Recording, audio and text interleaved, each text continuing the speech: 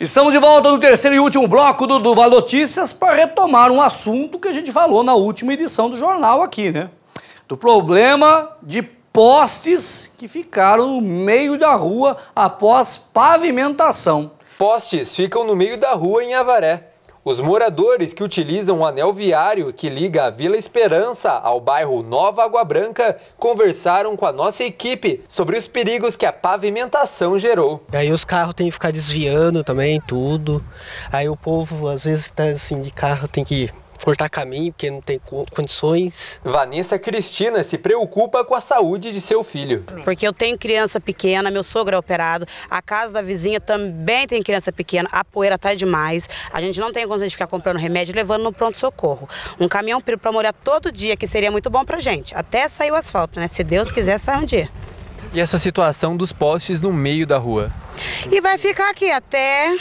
Sabe quando eles vão tirar isso? Sei quando vai ser tirado, não. Vai tirar. Não sei quando vai ser tirado os postes, não tem nem previsão.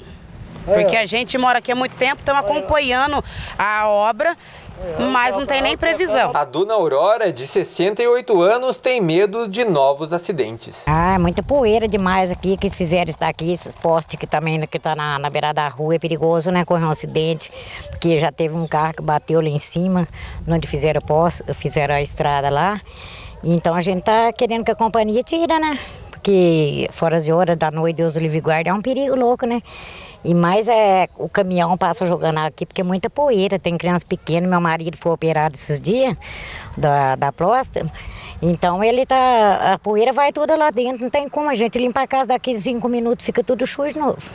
O presidente da Câmara dos Vereadores de Avaré, Toninho da Lorça, também esteve no local e falou sobre o problema durante sua palavra livre na última sessão da Câmara Municipal do dia 27 de agosto. Alguém falou aí que era a colocação dos postes. Eu liguei na CPFL.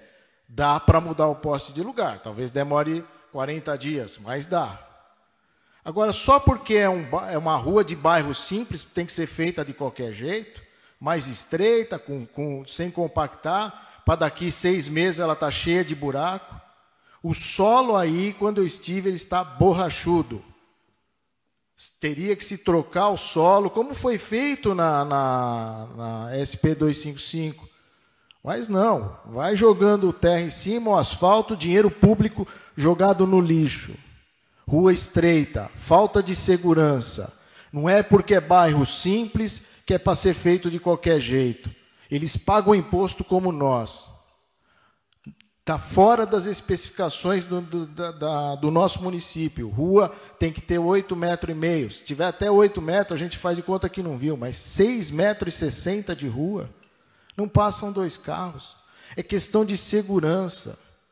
A população não merece isso. A população não merece esse desrespeito que o senhor está fazendo com o dinheiro público. Em nota, a Secretaria de Comunicação informa: a empresa aguarda a retirada dos postes da via. A Prefeitura já pagou o serviço para a CPFL. Agora, a concessionária tem prazo para promover a retirada.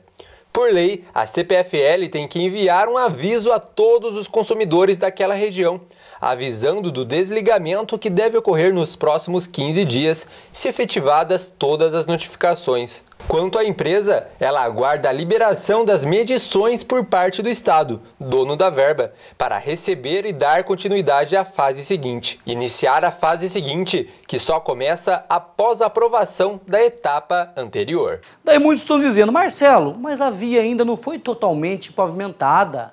Estão aguardando. Já fizeram o serviço de terraplanagem.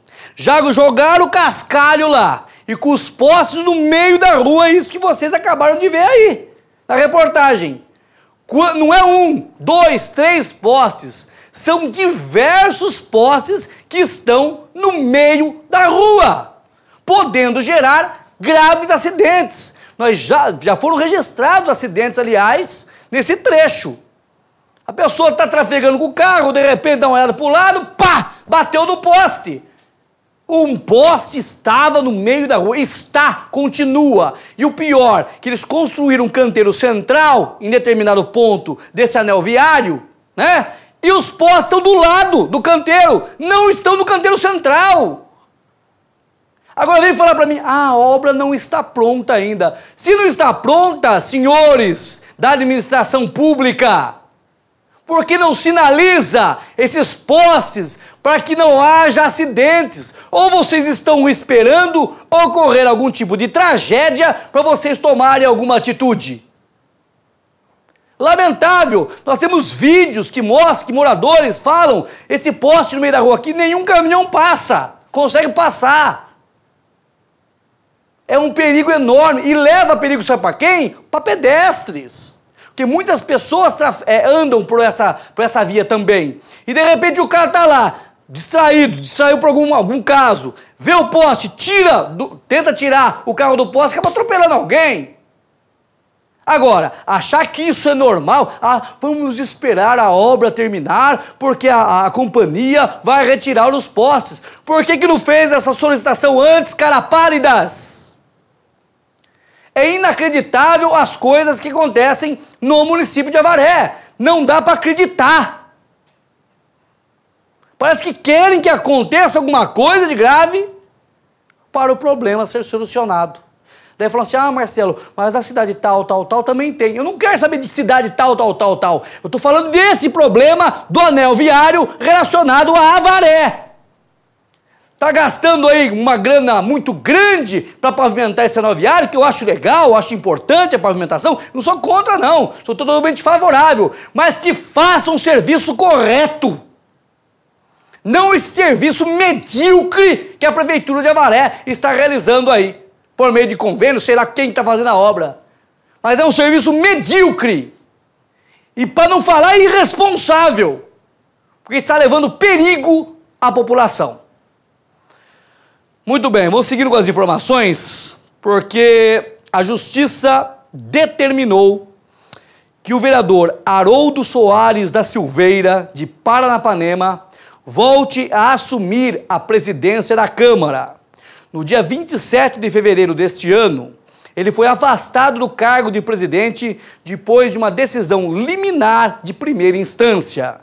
O Ministério Público entrou com uma ação na Justiça contra o vereador por improbidade administrativa e assédio moral. Segundo o MP, o vereador, após um desentendimento com um funcionário da Câmara, revogou um decreto que garantia um cargo de confiança ao servidor e ainda teria cometido assédio moral contra ele, não designando mais tarefas.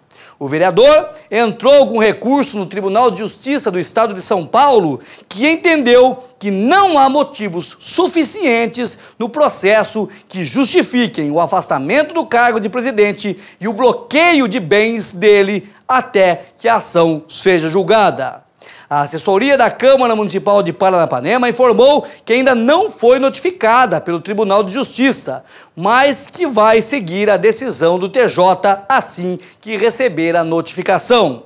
O Ministério Público informou que também não recebeu o processo e que, quando isso acontecer, vai analisar se entra com um novo recurso. Está aqui, seu presidente da Câmara de Paranapanema, que retorna ao cargo em decisão em segunda instância, né? E, logicamente, o caso vai ser julgado ainda e o pessoal aí vai ver se vai entrar ou não com o recurso, né? Mas se é, aquele negócio que eu falo sempre aqui, né?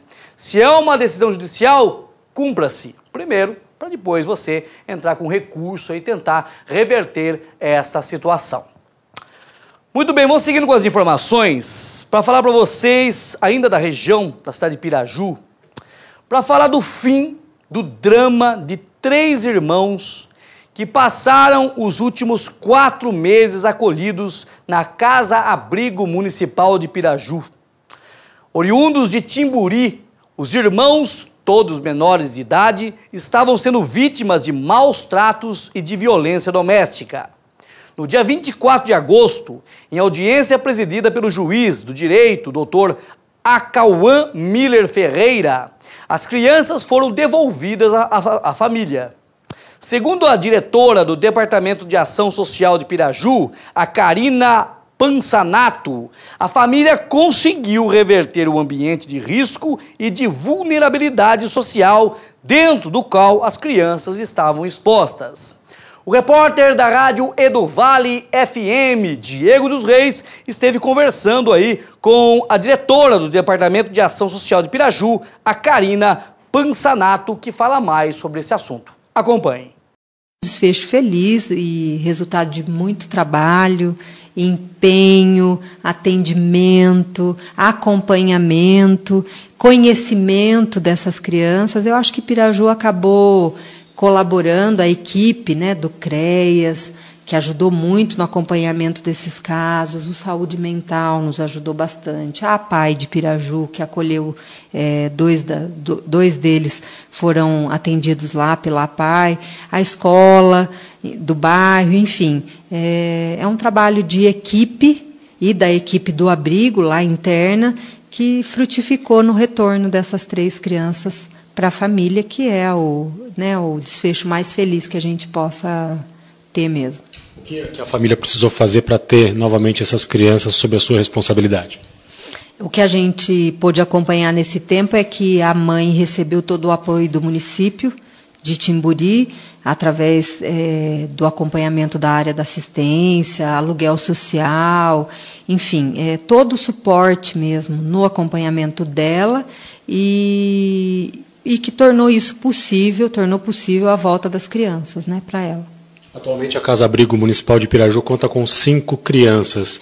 É um número que chama a atenção, diretora? Permanecem conosco 5. É mais ou menos a média de crianças que a gente tem tido nos últimos tempos. Obviamente que isso altera, né? Isso pode alterar da noite para o dia. Então, tivemos o mês passado, nós estávamos com 9, até sexta-feira. Nós estávamos com 9, hoje estamos com 5.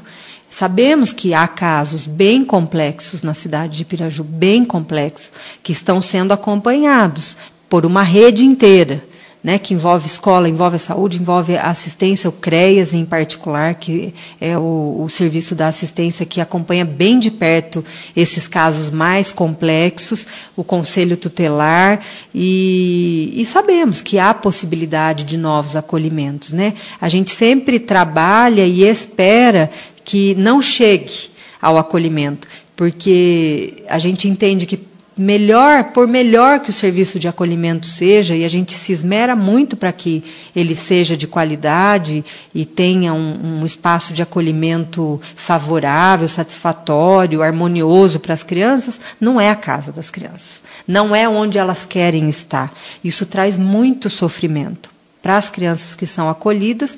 Você imagina quem convive com elas, né, os funcionários. Você sentir esse sofrimento todo. Então, esse trabalho é muito árduo fora, para que não haja novos acolhimentos. Embora sabemos que toda hora pode acontecer, né? A qualquer momento pode acontecer um novo acolhimento. Pode-se dizer que a Casa Abrigo é a solução mais drástica no dia a dia da área social? Eu não vou falar drástica, mas é excepcional. É a decisão mais difícil para quem acompanha os casos e excepcional, porque realmente a gente, quando chega nessa decisão, e normalmente não é uma decisão que é tomada só por uma pessoa, envolve toda uma gama de profissionais que trabalham conjuntamente esse caso em particular, inclusive essa família que está em foco, para chegar numa decisão de necessidade de acolhimento, que é sempre a decisão baseada na garantia dos direitos da criança e da proteção dela. Então, se chegou ao acolhimento, é porque o risco e a vulnerabilidade que ela estava vivendo fora era maior do que a tristeza, a insatisfação de estar dentro de um serviço de acolhimento, né? Mas ali, pelo menos, ela está protegida, tendo todos os direitos dela garantidos, né? Da maneira como é possível desenvolver no âmbito do município, mas eu acredito assim, Piraju tem um bom serviço de acolhimento, a prefeitura apoia integralmente, né? Nesse mandato em particular do Zé Maria, ele tem entendido perfeitamente todas as necessidades do serviço de acolhimento, então todas as mudanças que foram necessárias fazer via Departamento de Ação Social, sempre na gestão partilhada da entidade que nos ajuda, né, na execução do serviço de acolhimento, teve todo o apoio da Prefeitura, né, através dessa administração. Realmente, as crianças têm que ter um tratamento adequado dentro das suas casas, né? Tem que ter um ambiente em que ela possa crescer, num ambiente familiar, um ambiente realmente que ele possa ser acolhido. Quando foi verificado que essas crianças estavam passando por maus tratos, eles foram retirados dos pais. E é nesse momento que os pais acabam sentindo realmente, caindo a ficha. Pô, eu estava errando, eu preciso melhorar. E logicamente que a Justiça da Vara da Infância e Juventude de Piraju pensou realmente nisso, que a família pode se recuperar depois desse baque. E deu uma segunda chance a esses familiares. Que esses familiares, esse pai, essa mãe, nesse ambiente familiar, realmente acolha essas 3 crianças com muito carinho e proporcione a elas um crescimento com total qualidade de vida, né? Fazendo com que essas crianças estudem, fazendo com que essas crianças aí aprendam realmente ou cresçam, né, com muito mais responsabilidade e com amor. Dentro do ambiente familiar, nós temos que dar amor aos nossos familiares. Também gostamos de ser amados, mas para ser amados, muitos precisam, né, proporcionar o amor. O amor em família é muito importante. Então, que esses pais, com certeza, colocaram a mão na consciência e tomarem, vou torcer muito, para que eles mudem as atitudes e tratem os filhos com muito amor e carinho. Muito bem, falando ainda da região, olha só o que aconteceu na região de Avaré. Pode jogar a foto aqui para mim, David? Foto do policial aí, juntamente com esse caboclo aqui, ó. Deixa essa imagem no ar aqui. Deixa aqui que eu vou contar uma historinha para vocês. Olha só. Um homem suspeito de estuprar uma menina de 8 anos, sobrinha de sua ex-esposa, foi preso pelo Grupo de Ações Preventivas Especiais, o GAP, no dia 28 de agosto, em Botucatu. De acordo com informações divulgadas pela Guarda Municipal, o crime foi cometido em Cerqueira César e o suspeito era procurado na região. Ainda segundo a corporação, o homem de 36 anos foi encontrado durante o patrulhamento pelo bairro Vila Jardim, em Botucatu. Ao ser abordado, disse aos policiais que estava na cidade há uma semana, vindo de Cerqueira César. Como o suspeito demonstrou muito nervosismo durante a abordagem, os policiais o encaminharam ao plantão policial, onde foi verificado que havia uma denúncia de estupro de vulnerável contra ele. Segundo informações ainda da GCM, o suspeito foi encaminhado para a cadeia pública de Botucatu, onde permanece à disposição da Justiça. Muito bem, ele é acusado, ele não é condenado ainda, mas estava sendo procurado pela Justiça. É esse caboclo aqui de verde aqui, ó. Esse caboclo aqui, olha, eu peço desculpas e licença pelo meu desabafo em relação a esse caso, né? Caso seja tudo confirmado, eu sou totalmente a favor que um bicho como esse, bicho não, um monstro como esse, permaneça atrás das grades pro resto da vida. Porque um bicho como esse, um monstro como esse, de 36 anos, que abusa, estupra uma menina de 8 anos, você acha que um caboclo desse vai ter recuperação na cadeia? E olha, se colocar ele na cadeia normal dos presos, os presos souberem que ele é estuprador, coitado dele. Coitado nada, né? Vai virar mulherzinha da cadeia. Se for para penitenciária, tá ferrado. Porque os presos, apesar de serem aí realmente condenados, criminosos, eles têm um código, né? Eles seguem um código e eles não suportam estupradores. Tanto que existem penitenciárias ou alas especiais para estupradores. Porque se colocar na ala de presos comuns, ele acaba sendo estuprado e morto, né? Coisa que a gente abomina também. Ninguém tem o poder de fazer justiça com as próprias mãos. Mas esse monstro aqui, ele acaba afetando a vida dessa menina de 8 anos pro resto da vida dela.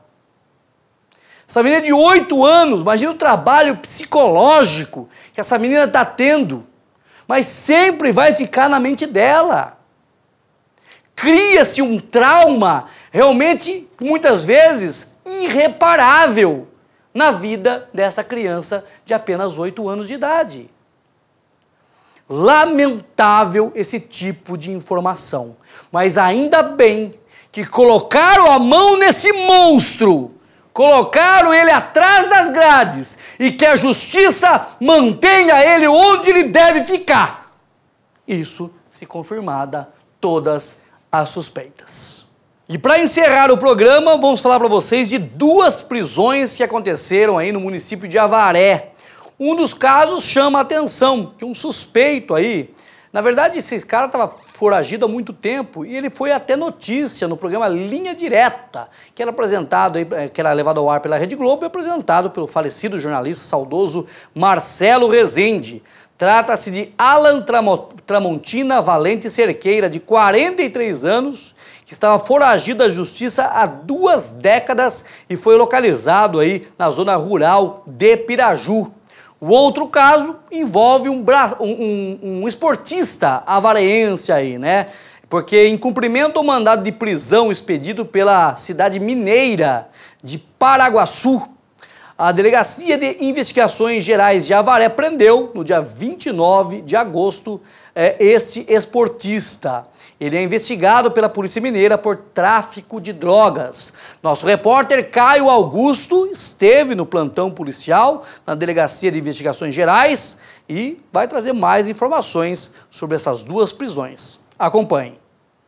A Delegacia de Investigações Gerais cumpriu 2 mandados de prisão na tarde desta quarta-feira, dia 29 de agosto. O atleta que pratica a luta de braço é investigado pela Polícia Mineira por tráfico de drogas. Tínhamos algumas informações de que haveria um procurado da Justiça de Minas pelo crime de tráfico de drogas. Foi destacada uma equipe de investigação para fazer o levantamento. Realmente constatou-se que esse indivíduo estava em Avaré. E segundo as informações da equipe de investigação, essa pessoa iria para a cidade de São Paulo e antes de ir para São Paulo passaria em Botucatu para conversar com um advogado.